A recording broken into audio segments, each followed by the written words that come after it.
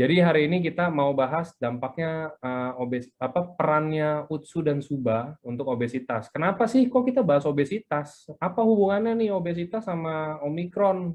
Emang ada gejala-gejala Omikron bisa bikin gemuk? Ya, enggak juga, bukan begitu. Itu enggak secara singkat seperti itu ya. Jadi maksudnya kita ngomong dalam ranah yang lebih luas lagi, dengan kita di rumah aja, kayak saya, nggak usah jauh-jauh, contohnya saya kalau di rumah aja, berat tuh bisa naik pasti, karena ya udah kita nggak ada yang macem-macem, nggak ada gerak, kurang gerak dibandingin kalau aktivitas di luar, kita lebih banyak makan, ya kan, setiap hari bingung nih, oh makan apa ya? Udah pesan deh Gojek atau Grab gitu kan. Oh, ntar nasi Padang lah, ntar apa sekarang ada yang itu saya suka tuh yang kayak sapi lah atau apa. Nah, itu kan maksudnya kalau kita kebanyakan makan kayak begituan kan gimana ya kalau dikurangin dengan gerak sebenarnya mau makan apapun yang sehat tapi kalau nggak kita gerak-gerak juga tetap aja gitu kan. Pasti jadi sesuatu di badan kita. Itu yang mau kita bahas hari ini dan mungkin lebih ke arah dampaknya apa aja sih kalau misalkan kita udah terkena obesitas atau apa gitu kan. Jadi obesitas juga nanti pasti dijelasin, ada obesitas banyak. Obesitas itu nggak harus selalu kayak beratnya 120 kilo baru lo obesitas, bukan begitu sih. Ntar ada dijelasin sama Dokter Trevino. Nah, ini sudah ada Dokter Trevino di sini sudah hadir. Sebentar, saya ini dulu. Oke. Selamat sore, Dok. Selamat sore Mas Angga.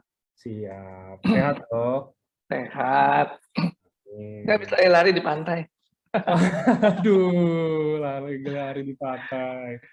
Jadi kira-kira kita mau bahas apa Dok tentang hari ini? Yang tadi saya intermezzo, yang tadi saya bilangin itu udah ada benernya atau banyakan salahnya Dok?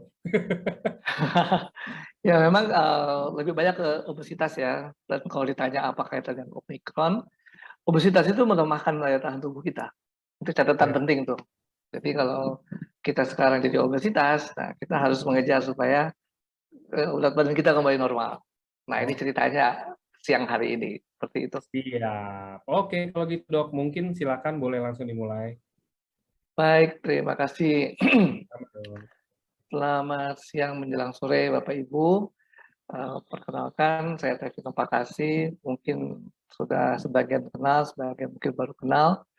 Jadi nanti juga kalau mau kenal-kenal lebih lanjut bisa lewat manajemen, ya. Kalau mau nanya-nanya dan sebagainya, silakan. Nah, saya sendiri yang kasih ide sekarang ya, peran subarasi dan usukusi dalam melawan obesitas dan faktor risikonya.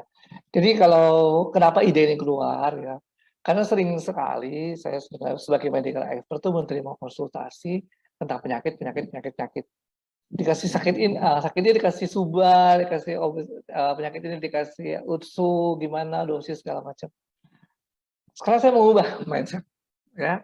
Mindset-nya mau diubah. Ini kan sebenarnya bukan obat, ya. Ini adalah untuk wellness, ya. Dan seringkali kita lupa nih, wellness kita ini bukan sekedar tidak sakit secara fisik ya. Obesitas itu kadang-kadang jadi lupa orang bahwa itu sebenarnya juga bukan wellness. Ya, obesitas itu sesuatu yang berisiko ke depannya, ya. Nah, coba kalau kita angkat ini sekarang, ketika Bapak Ibu mau menggunakan buat diri sendiri atau mau mempromosikan, bagaimana menggunakan produk ini untuk obesitas? Kenapa? Karena banyak, ya, banyak obesitas ya. Tapi sebelum jauh-jauh kita ngomong obesitas dan sebagainya, saya akan memperkenalkan diri kenapa saya memilih dan mau menjadi medical expert di IFC ya. Pertama tuh scientific. Jadi apa yang dijelaskan waktu pertama kali saya diperkenalkan bukan sesuatu yang abal-abalan ya. Kalau mungkin dulu saya pernah ada produk pesaing ya. Produk pesaing ini kemudian dibilang, oh ini stem cell. Wah itu saya udah langsung nggak percaya. Nggak ada stem cell bisa diminum. Diaduk-aduk diminum. Sel itu nggak mungkin diserap dalam bentuk sel. Pasti dihancur-hancurin ya oleh tubuh kita supaya diserap. Kalau nggak percaya contohnya lihat aja BAB kita ya. Kalau makan bentuknya apa gitu ya, keluarnya besoknya kan dalam bentuk sosis yang udah nggak kelihatan lagi ini kangkung kah, ini nasi atau apa. Itu karena apa? Karena tubuh menyerap dalam bentuk yang kecil ya, bukan dalam bentuk sel yang utuh. Jadi kalau dibilang ini stem cell, waktu itu ya produk pesaing yang saya nggak mau, saya nggak percaya karena itu tidak saintifik buat saya ya. Nah yang lebih penting lagi bahwa wah ini ada family ya. Awal-awal saya bergabung dengan AFC dalam kelompok yang mungkin masih baru, terasa sekali kekeluargaannya. Ya, bagaimana sama-sama waktu itu mau membangun. Kita ketemu bersama-sama rutin tiap hari Rabu, dan saya yakin itu tetap dibangun bahwa Bapak Ibu dengan kelompoknya masing-masing, dengan leadernya masing-masing, membangun suatu muatan positif, ya, muatan sehingga orang-orang bisa berpikir positif dan happiness, ya. Dan kalau tanya lagi kenapa AFC, karena dia mengangkat satu keseimbangan alam ya. Anda lihat foto saya belakangnya tentang alam ya. Karena memang kita harus seimbang dengan alam kita. Yang hebat di sini ya, kenapa tadi mungkin ada yang melihat ya, bagaimana keterlambatan pengiriman dari Jepang dan sebagainya ya. Tapi saya yakin Jepang itu mengutamakan keseimbangan alam. Kalau Bapak Ibu pernah ke Jepang ya, bagaimana mereka menyeimbangkan antara kota dengan alam, begitu teratur dan tertatanya sehingga katakanlah misalnya di sini juga banyak peminatnya, mereka tetap menyeimbangkan antara produksi AFC-nya, SOP dan eksekusinya, SOP superasi dan eksekusinya, diseimbangkan dengan kondisi alam. Ya, jadi memang penting kita selalu seimbang dengan alam kita.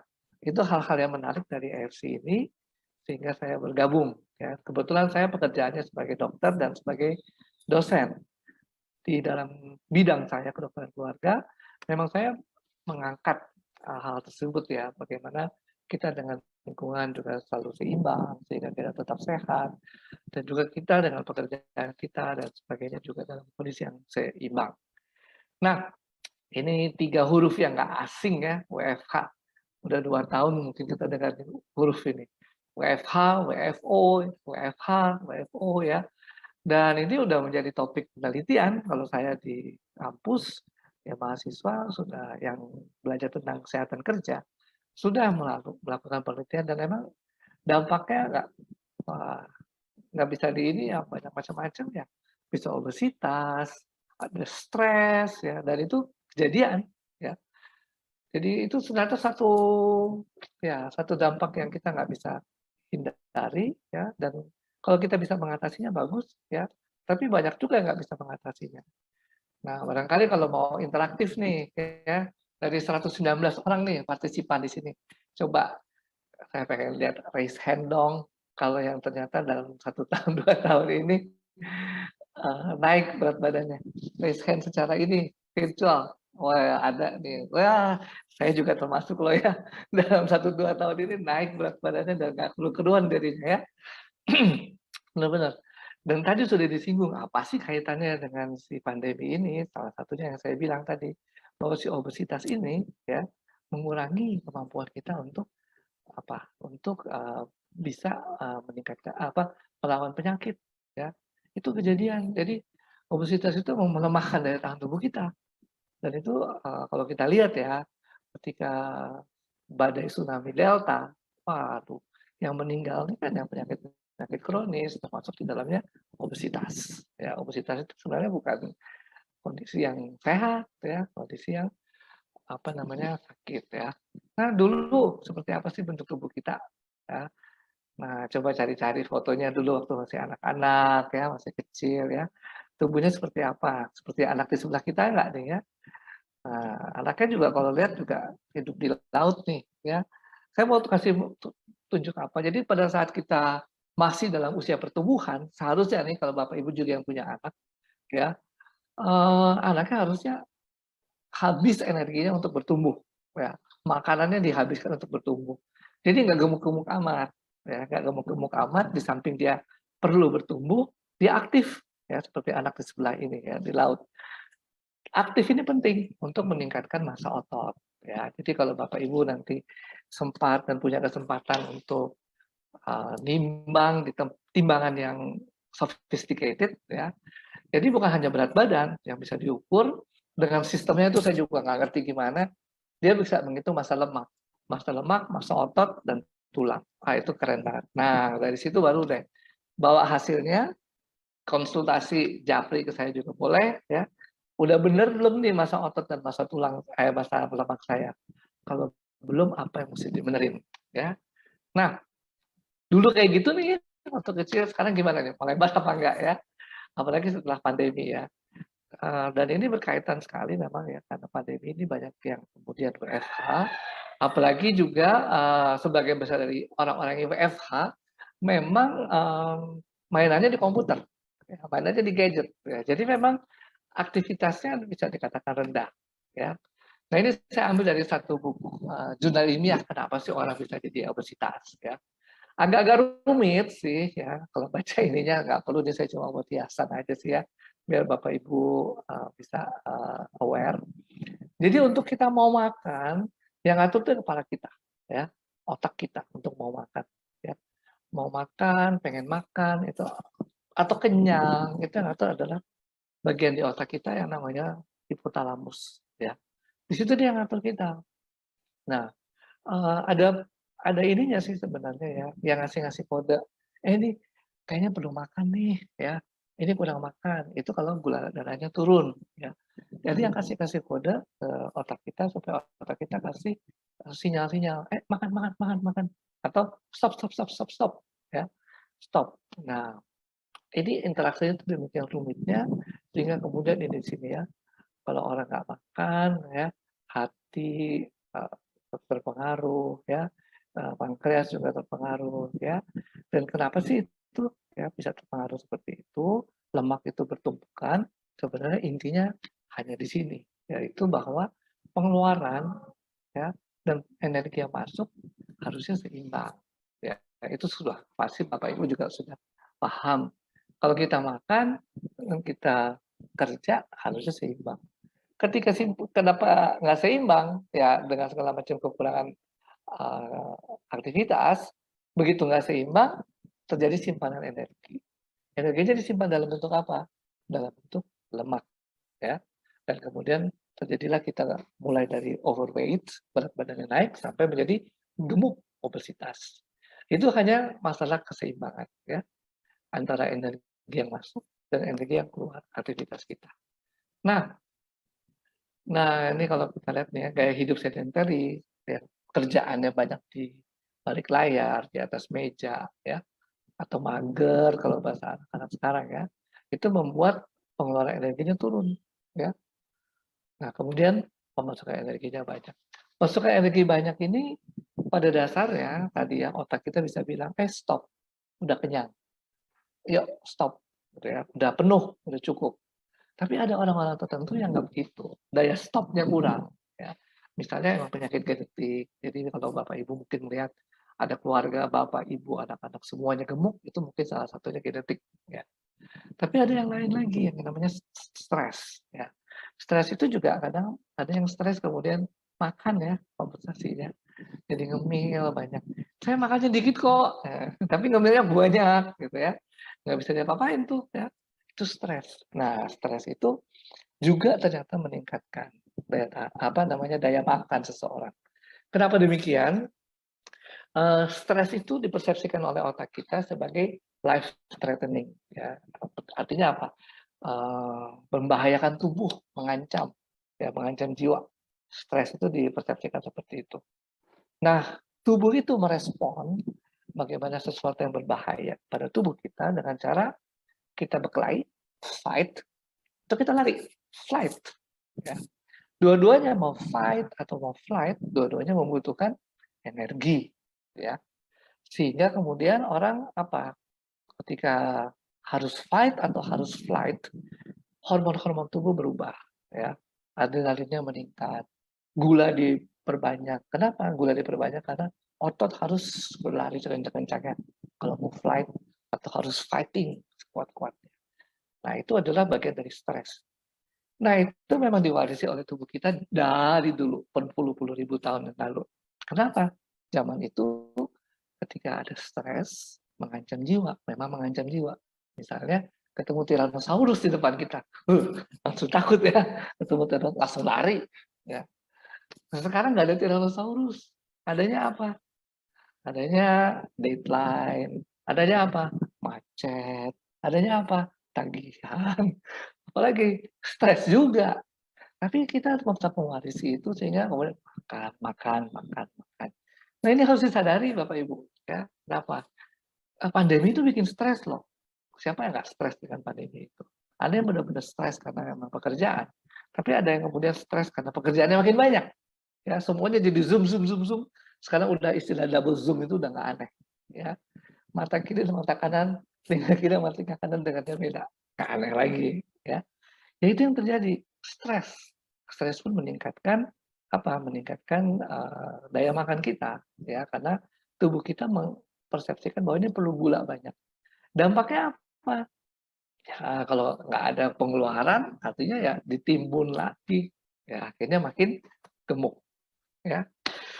Nah, itu kira-kira ya kenapa Bapak Ibu barangkali yang raise hand tadi dan yang pura-pura nggak mau raise hand, dan selama WFH ini kemudian naik berat badannya. Ya, ya jujur-jujur aja saya juga mesti raise hand bahwa berat badan saya naik sampai 8 kilo. Dan sekarang sudah menyadari, ya, ini harus berubah.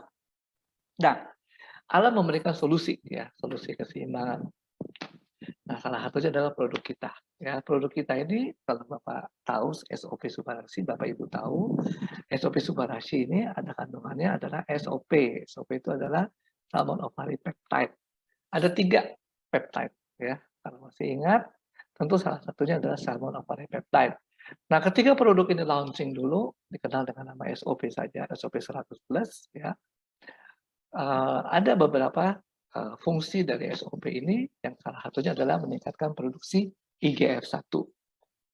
IGF-1, I insulin, GF growth factor 1. Ya, ada saya lupa ada berapa molekul, tapi ini adalah salah satu hormon IGF-1 ini.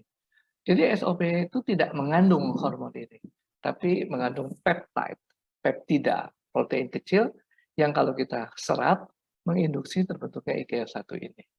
Apa kerjanya IGF-1 ini? Nah, ternyata IGF-1 ya bekerja sama dengan growth hormone GH, ya, insulin like growth hormone 1 dan growth hormone bekerja dalam menurunkan lemak tubuh.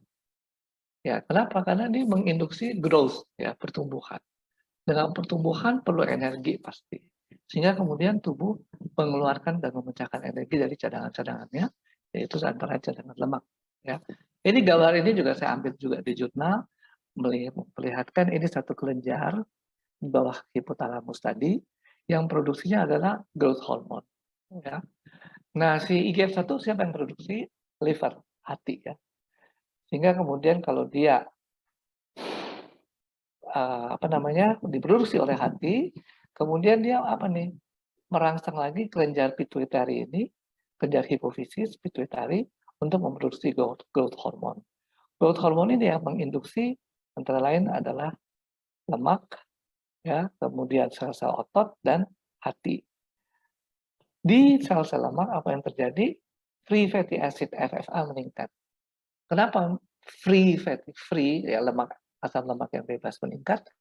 Dipecah dari sel, dikeluarin dari sel supaya dia beredar ke seluruh tubuh. Kenapa? Akan diolah, mau diolah lagi untuk jadi energi. Ya. Kemudian si growth hormone ini di otot meningkatkan oksidasi lemak, ya, fat oxidation, protein sintesis, jadi memproduksi protein, meningkatkan massa otot. Ini juga dibantu oleh si IGF-1 ini. Jadi kita dengan jalan masuk yang lain, kita menginduksi hati untuk membentuk IGF-1, kemudian terjadilah suatu rangkaian yang positif di mana lemak kita kemudian dibakar. Ya. Nah, ini real, ya, ini real. Jadi kalau Bapak Ibu minum SOP, real, ya, harus terjadi seperti ini. IGF-1-nya, ya, ada tapinya ya. IGF-1 ini kan hormon ini adalah kumpulan dari asam amino. Kalau memang tubuh kita bukan tubuh yang cukup asam amino, ya, kekurangan protein atau dalam tanda kutip kekurangan gizi, ya, mungkin juga nggak terbentuk, ya. Jadi kita juga harus lihat kondisi tubuh kita. Sering pertanyaan yang semodel, ya, orang yang sakit-sakit kronis ditanya sama saya, apalagi yang sudah parah-parah gitu ya, udah kurus kering. Ini saya kasih 4 boleh nggak? Saya kasih 10 saset boleh apa enggak? Lu jangan dulu. Nggak respon kalau dia proteinnya kurang. Kalau dia asam aminonya kurang, nggak respon, percuma. Gitu. Artinya nggak respon sesuai dengan yang kita harapkan, ya. Mungkin apa yang terjadi kalau kita kasih 10 saset, sasetnya diambil semua sama minumnya buat nyembuhin penyakit. Tapi nggak seperti respon yang kita harapkan untuk IGF-1. Ya. Jadi sekali lagi, ini nggak bisa begitu saja IGF-1 keluar kalau kita nggak punya protein. Artinya apa? Bapak Ibu minum SOP, makanannya juga harus diatur, harus ada proteinnya. Kalau di sini kita mau melihat muscle mass harus meningkat, massa otot harus meningkat, yang ada protein. Kalau nggak ada protein percuma, ya nggak akan jadi. Ya, kalau contoh binaragawan, tanya berapa banyak makan putih telur. Ya segitulah makanya terjadi ototnya bisa gede-gede. Bapak Ibu fitness kayak apa nggak makan protein? Ya nggak jadi, ya karena protein itu penting. Ya, jadi ini yang harus kita lihat. Dan ini secara umum kita harus juga menanggapi demikian. Suplemen ini, nama juga suplemen, melengkapi. Tapi dia bukan sumber proteinnya. Ya, sumber protein dari makanan. Mau kita makan 10 saset, 20 saset sekaligus, kalau nggak ada protein, nggak terjadi apa yang kita harapkan. Ya. Lalu seperti yang lain tadi, juga mungkin Bapak Ibu masih ingat ya, SOP Subarashi itu ya ada fungsi terhadap pembuluh darah, terhadap tekanan darah dan sebagainya. Apalagi adanya peptide dari tomat ya, vegan peptide itu juga mengontrol tekanan darah. Dengan sardine peptide juga mengontrol tekanan darah. Ini penting ya. Jadi kalau sekarang Bapak Ibu nih minum SOP Subarashi, kemudian tambah protein lagi ya, udah modal artinya ada modalnya ya untuk kita bisa menumbuhkan massa otot, mengurangi massa lemak ya. Kemudian aliran darahnya diperbagus, modalnya nambah lagi ya. Belum selesai nih, belum cukup kalau tidak latihan fisik ya. Kalau nggak latihan fisik, protein-protein yang sudah kita makan jadi lemak lagi ya. Kenapa? Dia bilang sayang dibuang, disimpan aja deh jadi cadangan energi, jadilah dia lemak lagi, timbun lemak ya. Nah ini ya modal kita dengan SOP Subarashi. Dan itu memang sudah dibuktikan peran dari IGF-1 itu di dalam membakar massa lemak. Nah yang lain dengan kita makan salmon ovari peptide ini adalah regenerasi sel. Regenerasi sel yang paling gampang adalah sel-sel kulit akan berubah, lebih cerah dan sebagainya. Tapi yang lebih aneh, bukan lebih aneh ya, lebih sulit diubah itu adalah sel-sel otak, sel-sel saraf itu sulit berubah, sulit diregenerasi karena rumit ya. Bentuknya aja kayak gini ya. Sel saraf tuh bisa kepalanya di sumsum tulang belakang, ekornya ada di otot, di kaki misalnya atau di otot-otot betis gitu ya ekornya. Jadi susah kalau meregenerasi ya.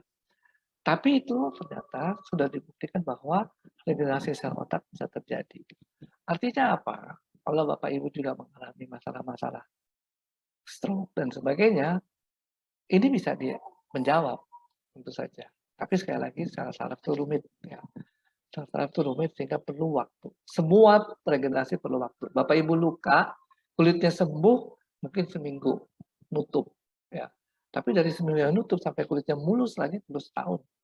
Jadi nggak gampang, tetap perlu waktu. Tapi apa yang mau diangkat di sini bahwa dengan Bapak Ibu makan SOP Subarashi ya, regenerasi sel terjadi baik di dalam pembuluh darah, di mana-mana, termasuk juga di kulit, sehingga itu membantu kita untuk makin ini ya, makin cerah ya setelah makan. Ini kembali lagi ke obesitas tadi ya. Obesitas tadi kita ngomongnya SOP bisa menginduksi IGF-1. IGF-1 ternyata membakar lemak ya, menginduksi juga pembentukan growth hormone sehingga kemudian otot terbentuk. Nah, yang penting juga dari produk-produk SOP Subarashi adalah antioksidan. Jadi antioksidan ini juga penting ya. Antioksidan itu proses aging dihambat ya. Jadi kalau Bapak Ibu makan antioksidan maka kelihatan lebih muda ya. Sudah lebih muda, lebih berotot ya. Karena ada regenerasi sel juga kelihatan lebih cerah ya. Nah, tua ini kayak gini seperti Anda lihat dalam ilustrasi tomat ini ya. Itu terjadi oksidasi sehingga kemudian makin lama makin rusak. Ya. Itu terjadi dalam tubuh kita. Ya. oksidatif ini, stres oksidatif ini. Dan ini juga stres oksidatif ini yang kemudian membuat daya tahan tubuh turun. Nah, itu juga membuat juga tubuh kita memproduksi lemak banyak dan sebagainya. Berikutnya usukusi. Usukusi tadi sudah Subarashi diulas, ya. Yang penting di sini adalah antara imunitas tubuh kita meningkat, ya. Jadi kalau tadi dikatakan Bapak Ibu yang obesitas sebenarnya menurunkan kemampuan daya tahan tubuh kita. Maka dengan mengkonsumsi usukusi, fungsi dari natural killer cell itu meningkat. NK cell ini adalah salah satu first responder ya di tingkat sel untuk adanya benda-benda asing, termasuk virus, termasuk di dalamnya sel-sel yang tidak sehat. Misalnya sel kanker. Sel kanker itu tidak sehat. Kenapa? Dia bisa bertumbuh suka-suka, dia nggak bisa direm. Ya. Kalau tubuh kita misalnya, ujung-ujung tulang itu adalah titik pertumbuhan kita. Nggak bisa direm, kita jadi tinggi banget ya, sampai 2 meter. Ya. Tapi karena bisa direm, ya, beberapa belas tahun sudah direm pertumbuhan di ujung-ujung tulang, akhirnya tinggi kita mungkin 160, 170, 180, ya. Sekitar itu. Hanya 1-2 orang yang sampai 2 meter lebih, 2 meter setengah dan sebagainya. Itu pun juga udah nggak sehat. Dia tingginya 2 meter, dia susah mau lari, mau jalan, ya. Keseimbangannya juga susah terganggu. Nah, ini sel-sel yang rusak, seperti sel kanker itu, siapa yang menseleksi? NK sel. Jadi kalau dikatakan dengan kita, kondisi sekarang ini, Bapak Ibu masih obesitas saja, atau belum obesitas, masih overweight, kita mengintervensi tubuh kita, nah, kita mencegah supaya di kemudian hari nggak terjadi kanker misalnya. Jadi apa nih implikasinya ke marketing kita ya, ke marketing kita. Ya kita menjual sesuatu pada saat orang sehat. Jangan selalu mengatakan ini obat atau ini sesuatu yang menyelesaikan masalah penyakit yang dihadapi orang. Justru kita dorong orang yang masih dalam kondisi sekarang, ceritanya nggak berasa sakit apa-apa, belum tentu nggak sakit loh ya, cuma dia nggak berasa. Misalnya kanker, ya. Ketemu hari ini kanker, tanggal sekian, 15 Januari. Itu belum tentu tanggalnya tanggal 15 Januari. Itu kanker mungkin 4 tahun, 5 tahun tumbuh di dalamnya. Cuma nggak berasa. Begitu berasa, baru dia ke dokter, baru terdiagnosis. Aterosklerosis, penyumbatan jantung, pembuluh darah jantung. Kejadiannya bertahun-tahun. Ya. Justru sekarang nih ketika nggak berasa, nggak apa, itu yang harus didorong. Ya, karena semakin tidak melakukan perlindungan, tidak memakan antioksidan, kemudian juga obesitas, ya itu malah makin melemahkan tubuh kita. Nah, justru yang nggak enaknya kan dalam usia-usia produktif kita tidak menggunakan uang dengan semestinya, begitu pensiun keluar semua penyakit. Mau penyakit apa? Jantung boleh, prostat, kanker, semua pada saat pensiun yang udah nggak produktif, duitnya udah nggak ada. Nah justru itu yang kita harus pikirkan dari sekarang, bagaimana supaya healthy aging. Dan saya pikir itu bukan isu yang sulit diterima dengan zaman pandemi begini. Sekarang kita udah sangat aware dengan namanya healthy. Ya, orang-orang tertentu yang WFH saya lihat rajin olahraga. Ada juga yang rajin makan ya, olahraganya hanya di mulut, rahangnya doang. Tapi banyak juga yang rajin olahraga. Jadi isu untuk stay healthy itu sudah isu yang umum sekarang. Orang menjaga kebersihan dan sebagainya. Jagalah kesehatan kita, itu adalah hal yang baik. Ya. Nah ini catatan meningkatkan imunitas. Ya, karena kalau kita obesitas, kita mudah terserang penyakit.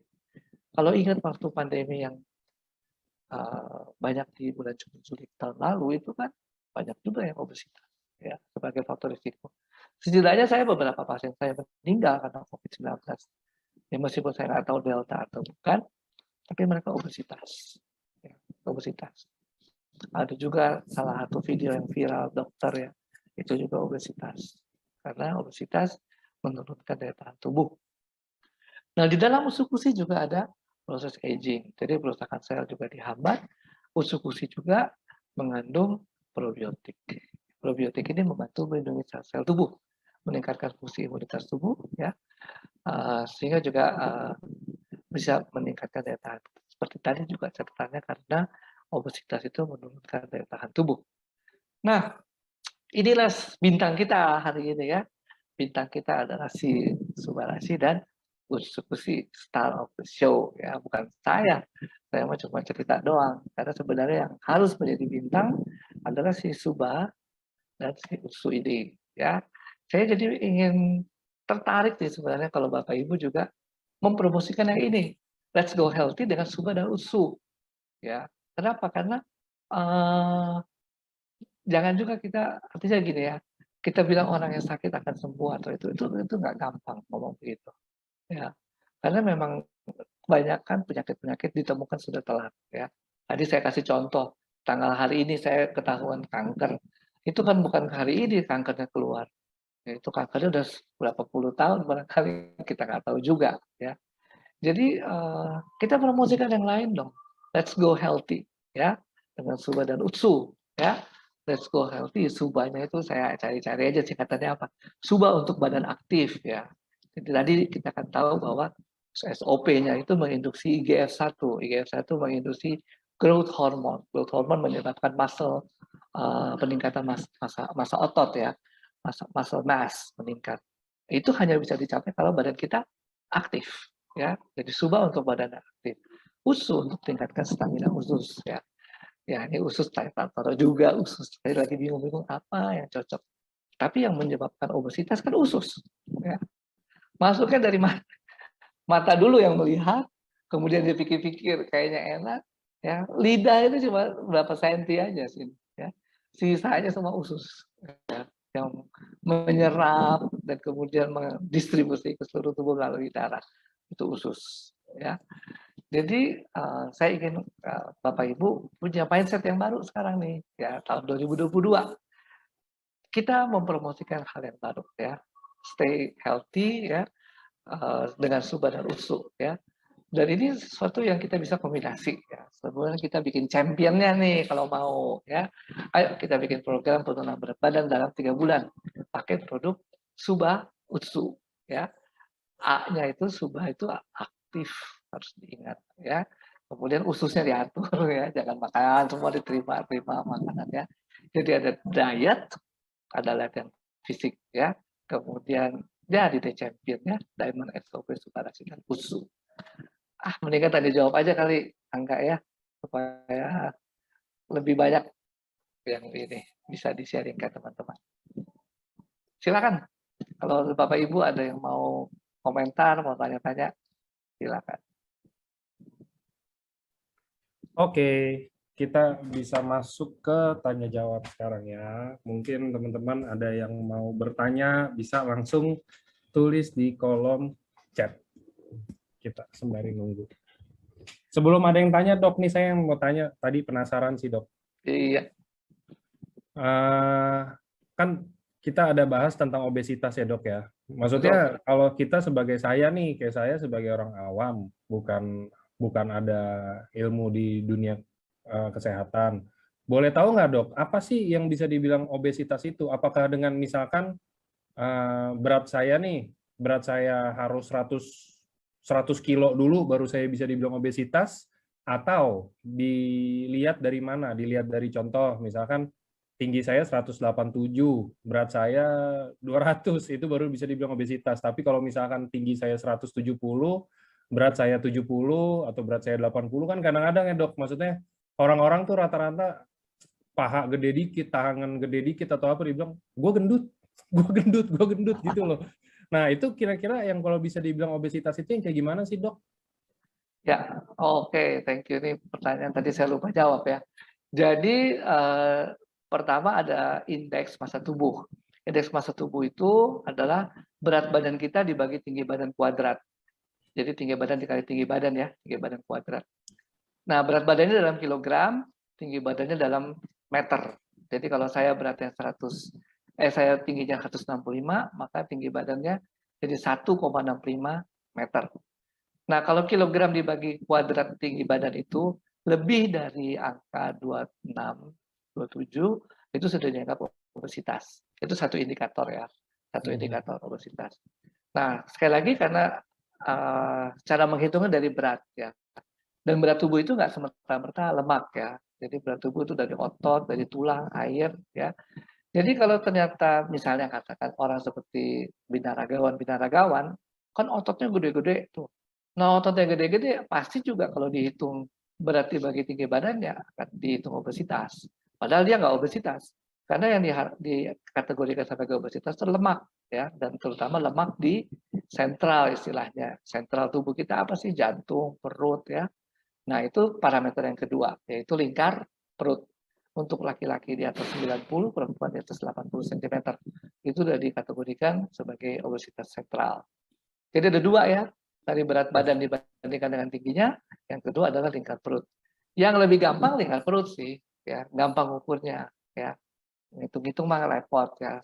Artinya juga, kalaupun kita nggak males ngitung lingkar perut, misalnya, kita bisa merasakan celananya longgar atau celananya sesak. Ya, tadinya sesak sekarang makin longgar berarti sudah menurun. Ya. Oke, itu sharing saya. Oke, Ya. oke. Jadi itu indikasinya ya dok ya. Maksudnya Iya, kalau kayak kita, kayak saya, ini jangan kita, saya bawa-bawa teman-teman yang lain juga. Ini dari saya. Kayak misalkan ada yang bilang, oke, tinggi 180, berat 80. Apakah itu udah ideal? Katanya ada yang kalau cowok dikuranginnya 100, kalau cewek 110 atau apa. Itu bisa diikutin nggak sih dok?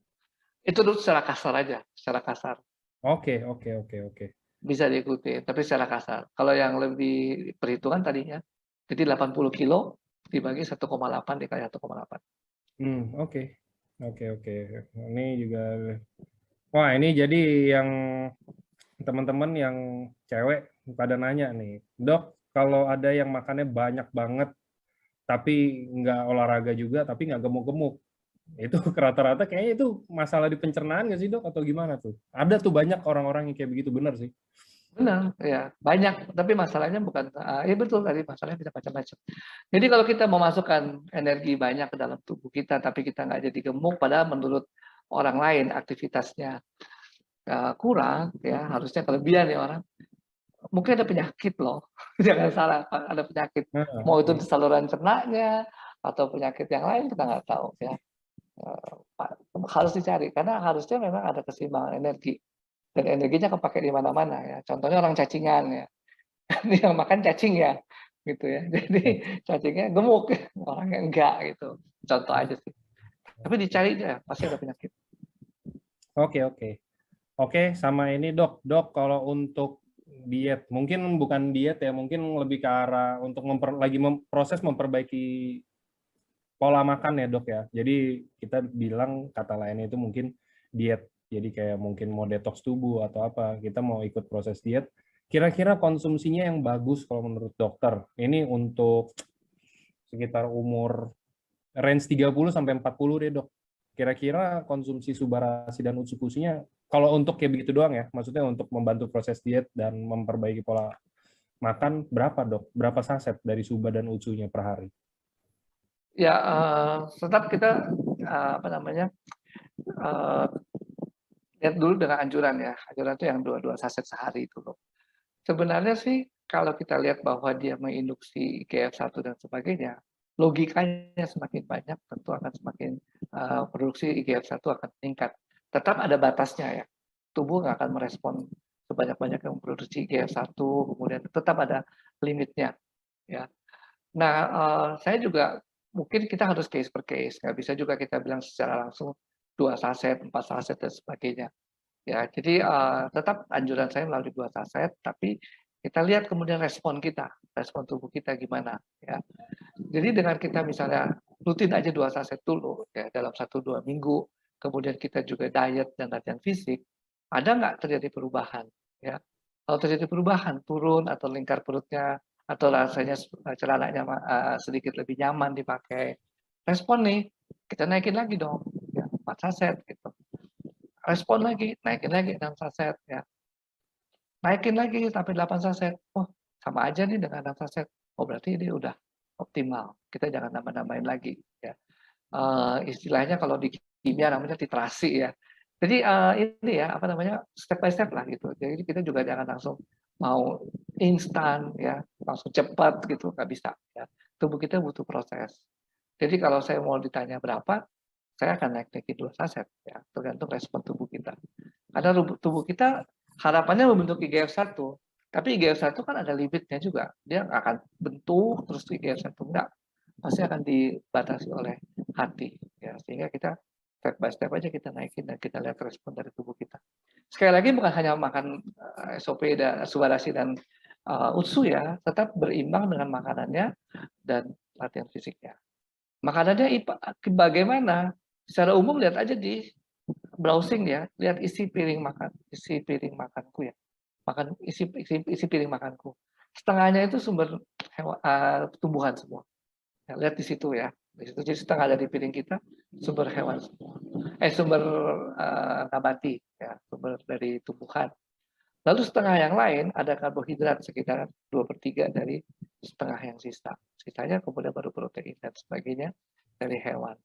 Jadi memang memperbanyak sumber dari tumbuh-tumbuhan, kemudian karbohidratnya dikurangi.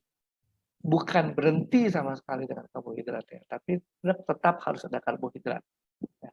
Itu kemudian dietnya, terakhir latihan fisiknya. Latihan fisik kita mungkin 30 sampai 60 menit ya sehari. Kenapa? Untuk bakar lemak yang sudah kesisa. Ya. Kita makan SOP, diet, tapi lemaknya nggak dibakar. Sama aja. Ya. Gombior terus. Ya. Lemaknya juga harus dibakar. Oke. Oke, ada juga yang tanya ini, Dok mau tanya, kalau untuk wanita usia 50 tahun, terus ada alergi debu sama makanan laut atau ikan, apakah konsumsi Suba dan Utsu itu bisa men-trigger alerginya? Sepengetahuan saya enggak, ya. Karena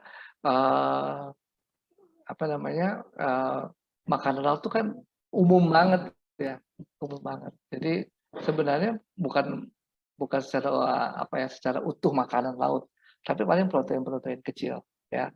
Ini kata kuncinya protein ya. Itu yang biasa meningkatkan atau menyebabkan terjadinya alergi. Sedangkan produk ini SOP Subarasi isinya peptida ya satu.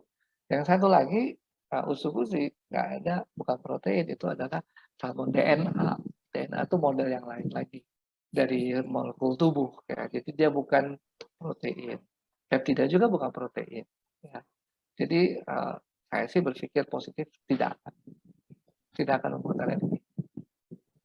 Oke.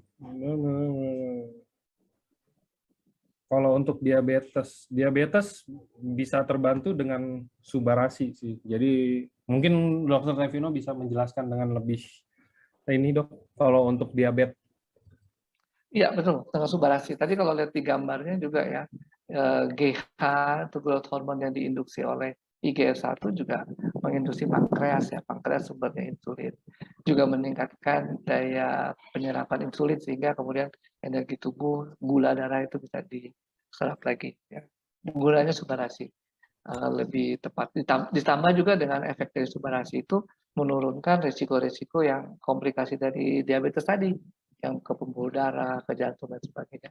Itu juga diturunkan resikonya oleh Subarasi tadi. Oke. Lingkar perut wanita berapa ya? Ya tergantung wanitanya, Bu. 80. Normalnya itu ya 80 setahu saya, tapi kalau itu normal ya. Maksudnya tapi kan lebih dari itu dia kayak apa ya, bukan nggak bisa dipatokin dari situ nggak sih Dok? Kayak rata-rata kayak misalkan kalau kita lihat orang-orang Korea ya, misalkan kan lingkar perutnya kayak kecil banget tuh kalau yang cewek-ceweknya. Tapi itu juga dibilang sehat kan, makanya tergantung orang nggak sih? Tergantung orang ya. Mungkin maksudnya kalau standarnya berapa? Ya kita standar turun ya. di bawah 80. Oke, sore Dok. Masalah kita konsumsi sama badan ikut program 3 bulan. Oke, mau tanya, kalau misalkan kita udah konsumsi selama 3 bulan Suba dan Utsunya, udah 3 bulan, terus setelah 3 bulan nih mau di stop. Setelah selesai programnya, apakah berat badan kita bakal tetap stabil atau mungkin bisa naik lagi atau apa? Ini dengan catatan kita tetap ikut pola hidup sehat ya Dok, tapi konsumsi Subarasi dan Utsunya cuma 3 bulan doang. Ya, tetap intinya di energi ya, keseimbangan energi. Jadi kalau kita bisa menstabilkan itu, pada dasarnya sih kita bisa memaintain berat badan kita. Jadi kita menstabilkan energi yang masuk sama yang keluar. Intinya di situ sih untuk obesitas ya. Oke.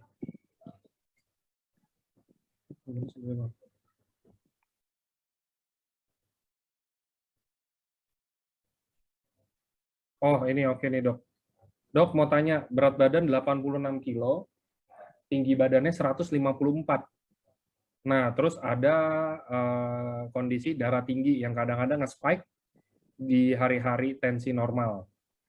Terus SGOT-nya tinggi, ada riwayat di perlemakan hati. Saya sering merasa kelayangan kalau olahraga terlalu lelah atau aktivitas yang bikin capek itu langsung kayak pusing kepala.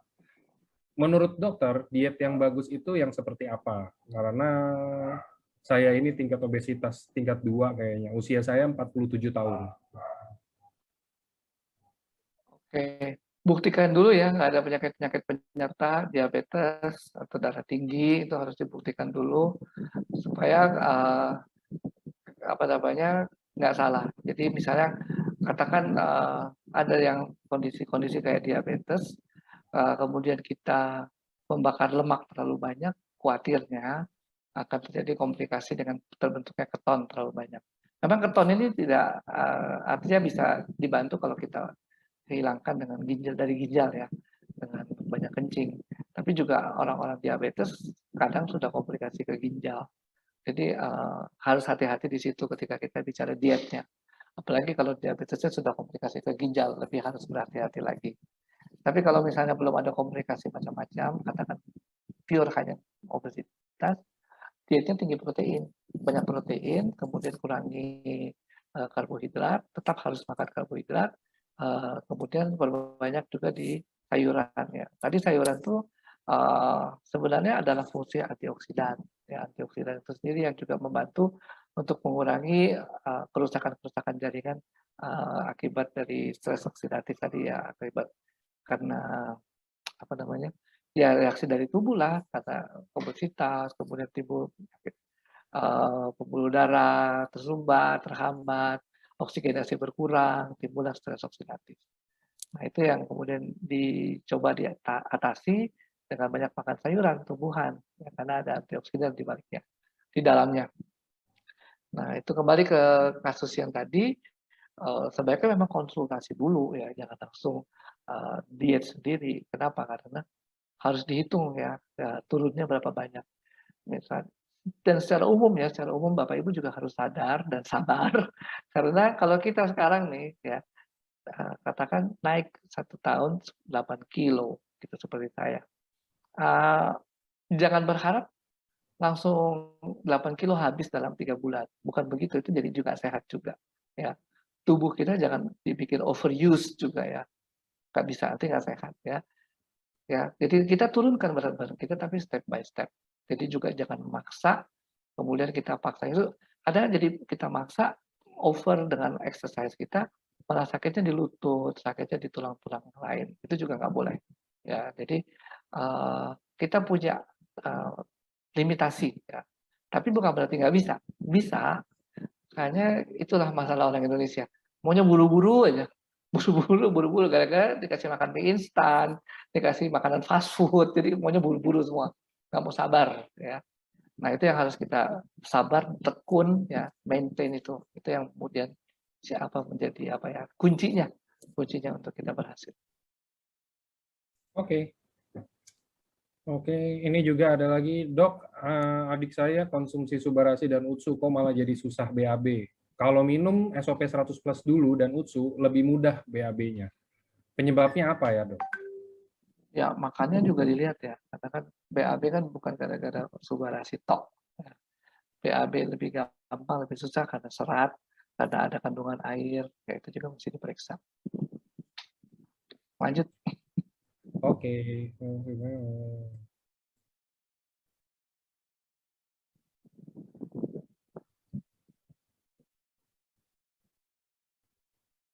Oke.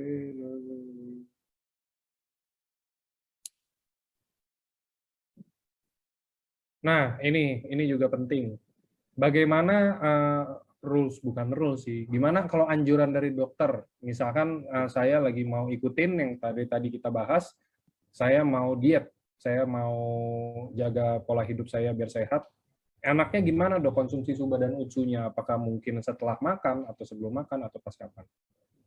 Sebelum makan aja. Sebelum makan, minggu ini kita mulai dengan 2 saset ya per hari. Jadi ada 2 suba, 2 usu gitu. 1 minggu dengan exercise dan diet, kita lihat lagi perubahannya gimana. Ada respon nggak tubuh kita? Belum ada respon, ya 2 saset terus. Kemudian mulai berespon, kita naikkan 4 saset ya. Ada respon lagi, naikkan 6 saset ya. Gitu. Supaya kita bisa tahu bahwa mungkin masih awal-awal IGF-1 kita itu belum terbentuk banyak misalnya. Karena ada ya kaget lah ceritanya. Ini pola gue lagi malas-malas, kok disuruh-suruh bikin IGF misalnya kayak gitu. Kan nggak tahu juga harus tubuh ini bisa merespon masing-masing. Jadi anjuran saya sih seperti itu. Oke, oke, nextnya dok. Dok, apakah produk ini aman untuk dikonsumsi anak kecil yang mungkin untuk naikin berat badan dan tapi ada alergi karena saya masih kasih subarasi, apa perlu tambah utsu juga? Oke, pertanyaan pertama aman sih aman ya. Kemudian tidak untuk menaikkan berat badan. Karena berat badan bisa naik itu karena makanan, karena protein, karena lemak yang kita makan, tapi bukan karena subarasi. Ya. Terus kemudian untuk anak kecil ya, sebenarnya anak kecil punya daya regenerasi cukup bagus, ya masih lentur juga pembuluh darahnya dan sebagainya. Sebenarnya sih kalau untuk anak kecil mungkin ya pertimbangannya mesti di benar-benar apa ya, artinya emang perlu banget apa enggak gitu ya. Karena ini kan sebenarnya lebih cocok kalau kita sudah dewasa ya. Untuk kemudian kita membuat aging kita makin sehat. Ya. Kita makin tua tapi tetap sehat. Lebih cocok ke situ sih daripada ke anak-anak. Oke. Oke.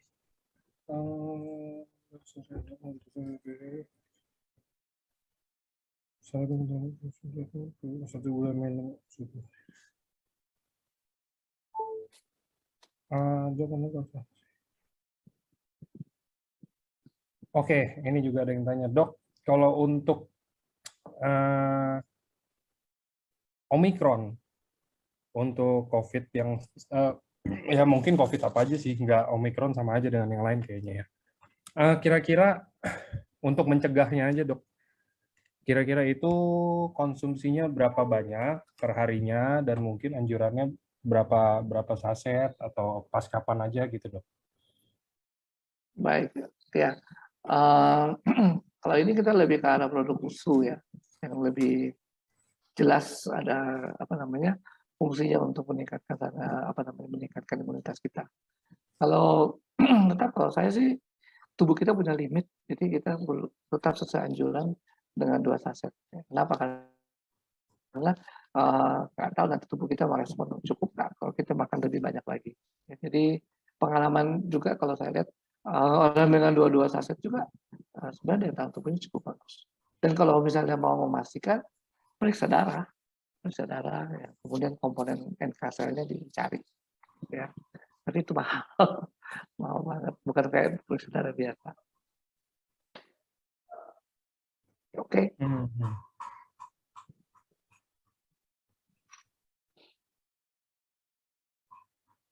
Oke, udah kontrol si sumber yang ini oke, udah.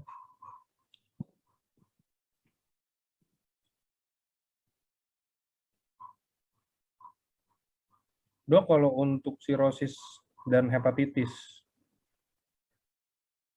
kalau udah konsumsi suba dan utsu, apakah ikan gabus dan putih telur tetap harus dikonsumsi kah?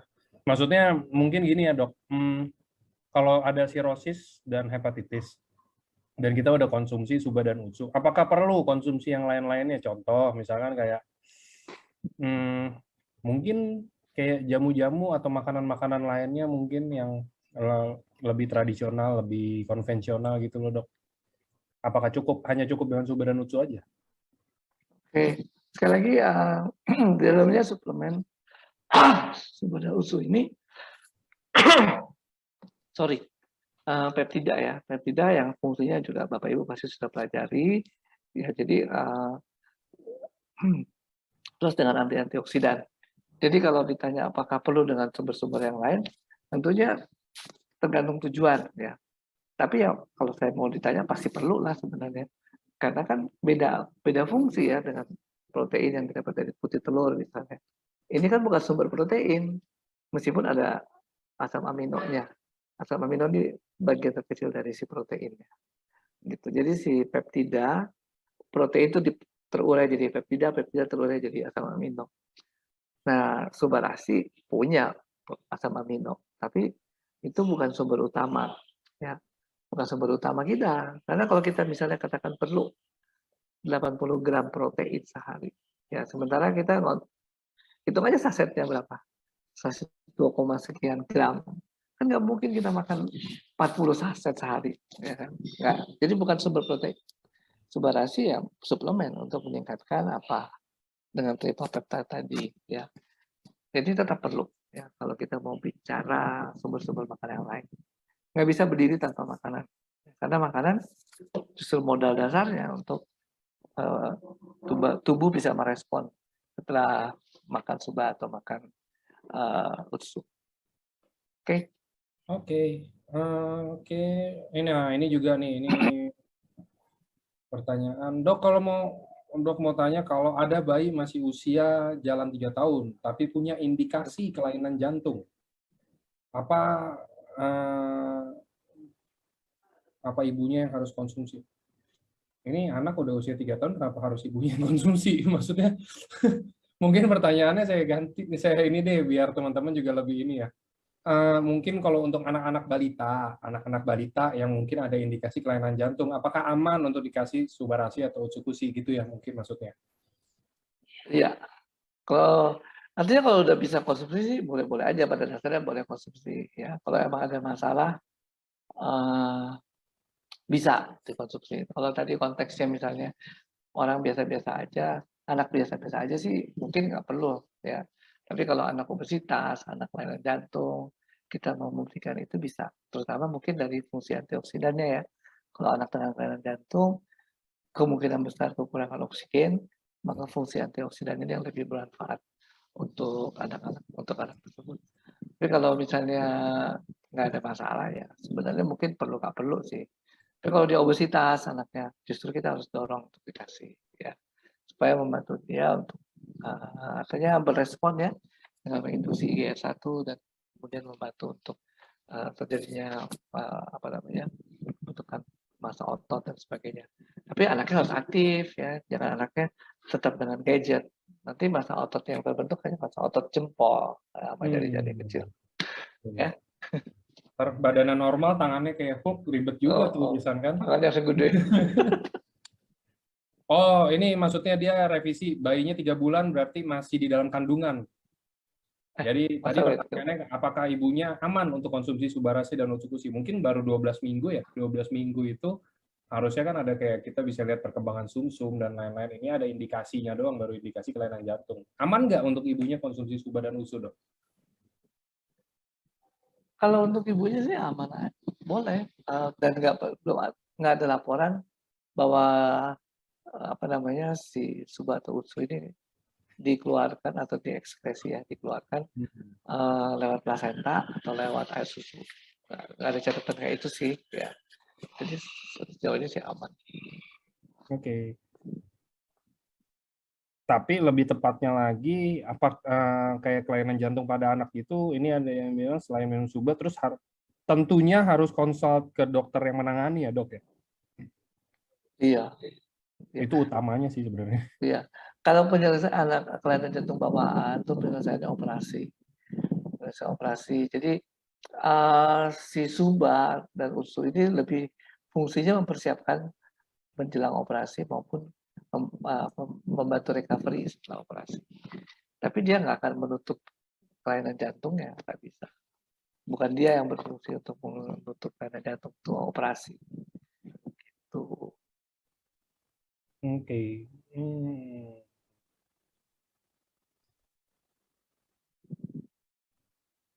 Jadi ini biar saya luruskan, ini beberapa ada pertanyaan nanya. Jadi Dok, kalau obesitas ini kita bisa bilang obesitas itu dari kondisi fisik tubuh kan ya, dan maksudnya dari kayak mungkin tubuhnya itu lebih gemuk atau apa kayak gitu, bukan dilihat dari gaya hidup ya dok ya. Maksudnya kayak contoh saya setiap hari konsumsi minum Coca-Cola nih, setiap hari bisa 2-3 botol, itu saya obesitas. Nggak begitu kan, harus tetap dilihat dari kondisi fisik saya dok ya. Dari kondisi fisik. Oke, itu mungkin bisa menjawab beberapa pertanyaan ya. Tadi ada yang beberapa yang masuk soalnya pertanyaannya tentang gaya hidup dan apa yang dimakan. Jadi ini biar diperjelas. Oke, kalau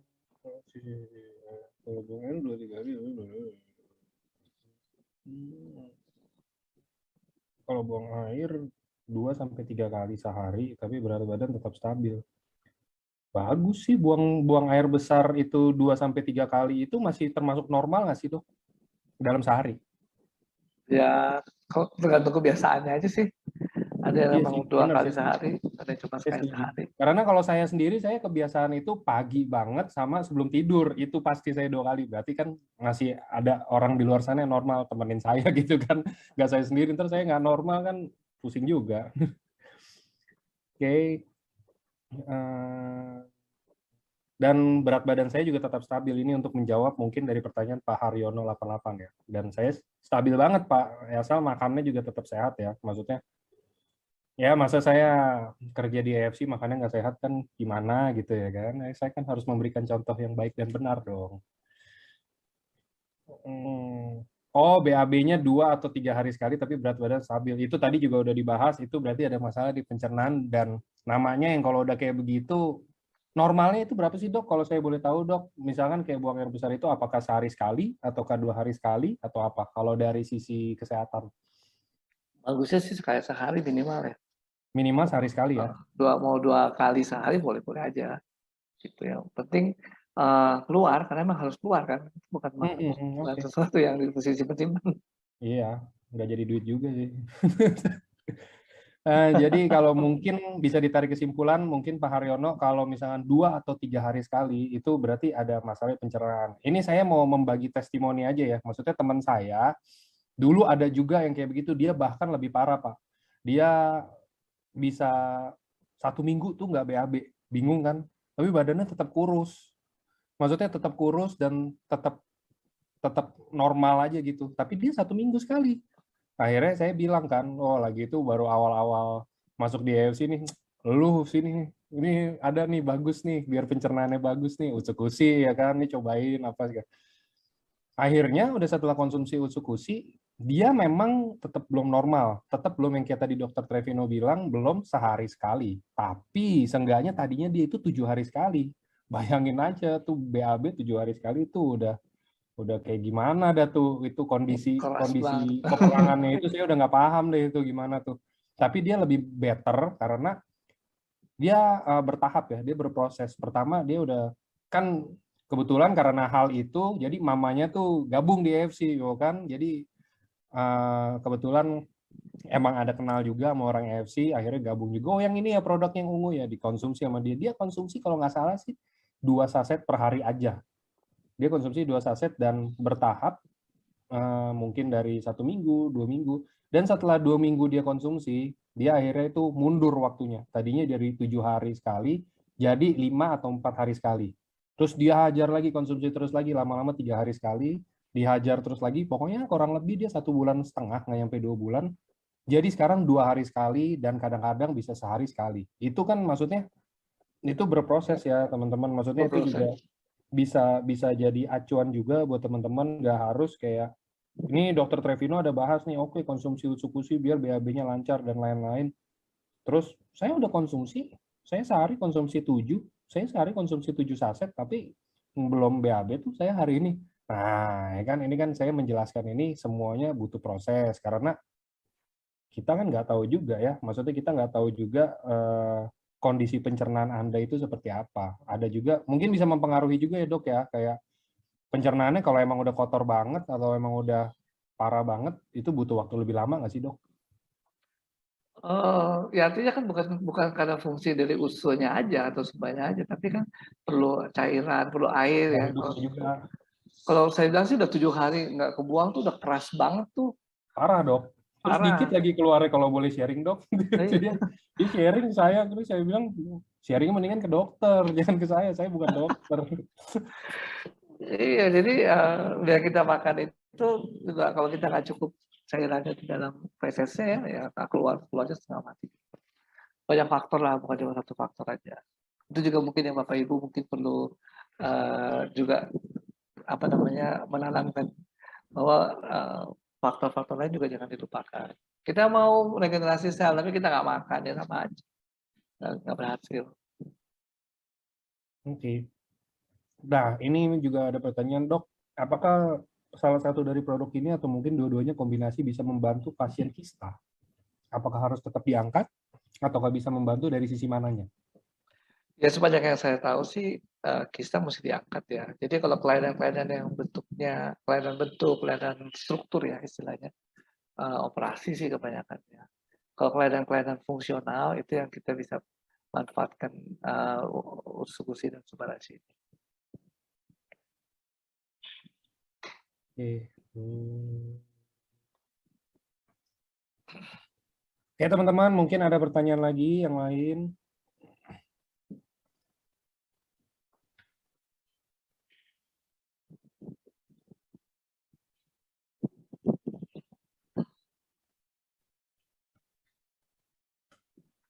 Dok, saya sebelum tidur Suba 1.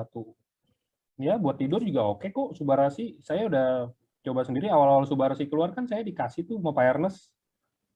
Cobain, ya emang bener sih tidurnya jadi lebih cepet. Terus jadi, nggak tahu ya, biasanya tidur kan kita kayak main handphone dulu atau apa gitu. Ini nggak tidurnya saya kurang paham sih ya, capek banget atau enggak badan. Tapi emang itu emang terjadi di saya dan teman-teman kantor gitu kan. Hmm.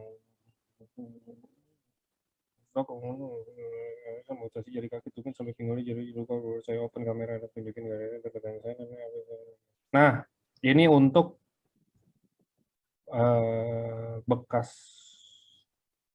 Wah, ini udah banyak testimoni tapi nggak apa-apa. Ini kita bantu. Dok, nenek saya umur 95 tahun lagi di RS, baru selesai amputasi jari kaki, tumit dan pinggulnya juga luka sampai bolong dagingnya. Pertanyaannya, nenek saya itu konsumsi Suba dan Utsu berapa saset? Mungkin ini lebih ke arah, ini kan pasca operasi ya dok ya? Mungkin untuk lebih cepat mengeringkan luka, biar lebih cepat pulih atau apa kayak begitu. Itu kira-kira berapa? Kalau untuk udah usia 95 tahun. Diabetes apa enggak ya? Selain diabetes, status gizinya gimana? Mungkin itu juga harus diperhatikan ya. Jadi apa namanya? Kalau saya tetap seperti biasa, anjuran saya selalu mulai dengan 2 saset seperti yang disarankan dari AFC, kemudian pelan-pelan ditingkatkan. Ini Oh kalau nggak, kondisinya itu katanya ya nggak ada diabetes. nggak ada diabetes, tapi kenapa diamputasi ya? Mungkin luka parah gitu atau gimana? Kenapa diamputasi nih? Ada tulisan lagi ya. Japri aja lah. Nanti saya Iya, salah jawab lagi. boleh. Ini mau open kamera nih Untuk katanya. kalau untuk pemulihan luka mah ini ya. Kalau untuk pemulihan tuh itunya tuh dok.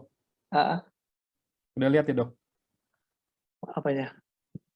videonya yang Fanny Yuka.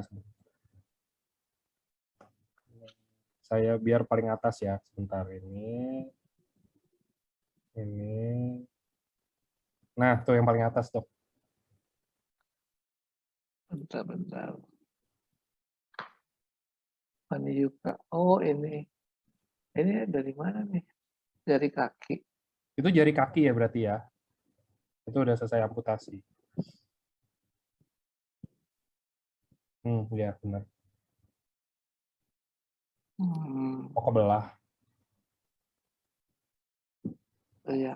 Itu lebih ke arah untuk proses pemulihan luka kayaknya, Dok ya. Iya. Ini mendingan kalau saya sih banyakin di ini ya, ursekusi ya.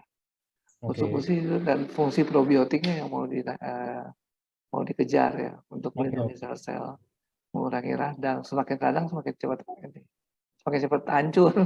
Ini masih hitam nih, kayaknya nggak bagus ini ya. Dua-duanya sih boleh betul, dua-duanya mungkin kalau mau unsur-unsurnya lebih banyak daripada SUBA, karena memang fungsi dari apa namanya probiotik yang mau dikejar. Tapi Subarasi juga perlu untuk memperlancar peredaran darah nih. Kayaknya kalau misalnya peredaran darah ke kakinya nggak lancar ya, penyembuhannya nggak bagus. Oke. Oke, dan untuk Mbak Fani Yuka itu banyak kok, kita ada kayak beberapa ada yang kayak di-share, tapi itu disertai diabetes ya. Mungkin tadi kalau dibilang kalau nggak disertai diabetes, saya juga kurang ini sih. Tapi kalau misalkan yang diabetes banyak banget, bahkan gini loh, sebenarnya kan logikanya gini, lu yang diabetes aja bisa kering, maksudnya dengan terbantu gitu ya. Apalagi yang nggak ada diabetes, harusnya lebih mudah nggak sih dok sebenarnya? Logikanya Iya, ya. iya. Tapi Yes. harus dicek sih sebenarnya ya, Mhm. apa diabetes apa enggak. Oke.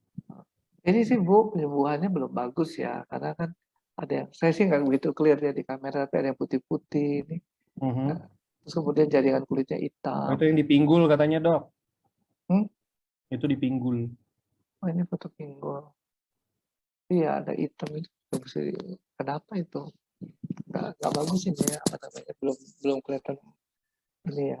Tapi memang harus dikombinasi dengan obat yang diminum, jangan cuma dari suplemen aja. Nah, Oke. suplemen melengkapi, tapi bukan menyembuhkan seperti obat, lain Hmm. ceritanya. Oke. Mungkin itu bisa ini ya Mbak Fani juga nanti bisa eh, mungkin ada diagnosis atau apanya gitu ya dok yang bisa membantu untuk kita bantu untuk ininya kali ya. Oh, masih di rumah sakit nih. Itu masih di rumah sakit. Oke, semoga cepat sembuh neneknya ya. Komunikasi langsung aja sih kalau menurut saya. Dikasih apa dok? Sorry. Komunikasi langsung aja. Tadi kan kalau di Boleh, forum boleh, umum ya. Forum umum nggak enak juga. Lihat kasihan. boleh, boleh. Oke, nanti saya kasih nomor yang untuk biar kontekan sama dokter Trevino-nya ya. Iya. Oke, bagaimana stroke ya? Kalau stroke itu bagus untuk pembuluh darah. Stroke itu untuk Subarasi sih. Kayaknya Subarasi Ya, ya dok. betul. Untuk aliran darahnya supaya lebih bagus.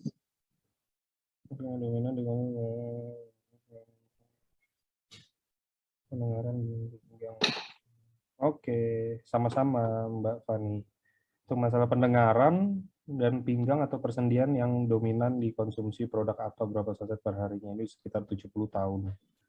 Bagus sih sebenarnya kalau yang kayak begini kombinasi ya dok ya. Maksudnya enggak ya kalau misalkan ekonomi kita bagus ya kombinasi itu udah lebih bagus ke sih dok. Ya, kombinasi pas. Yes. Jadi kombinasi aja dan mungkin kalau untuk takarannya kan karena kan kita nggak tahu diagnosnya atau apa-apa segala macamnya. Jadi mungkin lebih ke arah amannya 2+2 aja itu udah cocok banget nggak sih dok?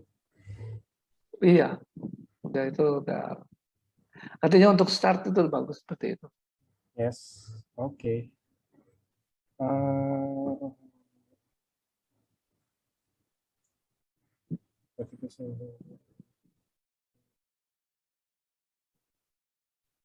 Ini mungkin pertanyaan terakhir sebagai penutup. Ini dok ada yang tanya, dokter hepatitis saya 11.000, sirosis 69,3, terus saya dikasih obat untuk terapi hepatitisnya. Sebelum minum obat, badan saya tuh udah enakan berkat SUBA dan UTSU, tapi setelah minum obat yang terapi virus dari rumah sakit, badan saya kayak merasa remuk semua dan rasanya kayak panas terbakar di dalam tubuh. Ini apakah saya perlu tambah lagi untuk Subarasi dan Utsunya, ataukah saya harus gimana? Oke. Saya sendiri belum tahu sih rasanya obat untuk ini apa ya, untuk hepatitis dan sebagainya. Emang sakit banget ya kayaknya kalau dengar ceritanya. Nah, sakit banget ini yang mungkin kita harus cari tahu nih apakah memang, katakan kalau memang itu adalah reaksi efek samping obat, bisa juga kita menambah antioksidan ya. Dalam hal ini kita bisa pakai SOP Subarasi atau kita bisa pakai fungsi dengan fungsi antioksidannya. Kalau mau ditanya berapa, saya sih kalau tanya tambah 2 saset dulu, jangan langsung banyak-banyak karena kita harus melihat respon tubuh. Sekali lagi kalau saya kuncinya itu bertahap dan lihat respon tubuh. Gitu. barangkali. Mudah-mudahan membantu ya, karena saya nggak bisa lebih detail, nggak tahu juga ini apa namanya kasusnya detail seperti apa. Tapi barangkali bisa lewat dengan nomor kontak nanti yang diberikan angka ya untuk Siap. ini. Tadi untuk itu ya, untuk Mbak Fani Yuka ya dok ya? Iya, ya. Ini juga boleh aja nih apa hepatitis. Biasanya sih dulu biasanya suka di catering ya, catering suka kasih ke saya. Atau enggak saya kasih Catherine. Berarti ntar ini Mbak Fani Yuka saya kasih nomor Catherine kali ya dok ya? Nanti dia oper ke saya. Mbak Fani Yuka. Waduh namanya ada 2. Saya send di sini sebentar biar saya nggak lupa nih. Kadang-kadang saya suka lupaan juga soalnya nih, kurang subarasi kayak saya. Ntar saya langsung chat nih.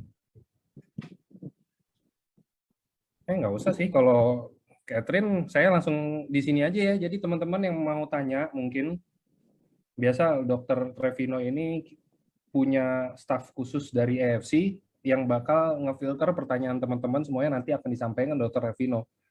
Jadi bisa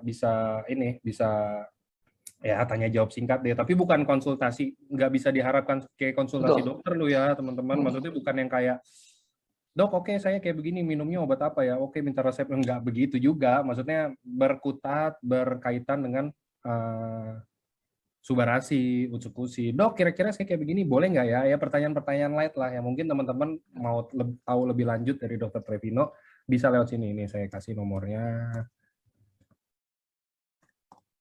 Menambah wawasan aja, kasih pandangan. Betul. Jadi teman-teman juga mungkin kalau, nah itu ya, support EFC. Itu ke nomor itu langsung tanya, nanti pertanyaannya akan disampaikan langsung ke Dokter Trevino dan mungkin dokter-dokter lainnya kalau banyak banget ya, karena kasihan juga dong teman-teman Dokter Trevino-nya masa iya seharian cuma jawabin pertanyaan doang. Kan pasti ada ratusan pertanyaan tuh. Oke, gitu aja sih kalau dari saya dan mungkin saya tutup acara hari ini.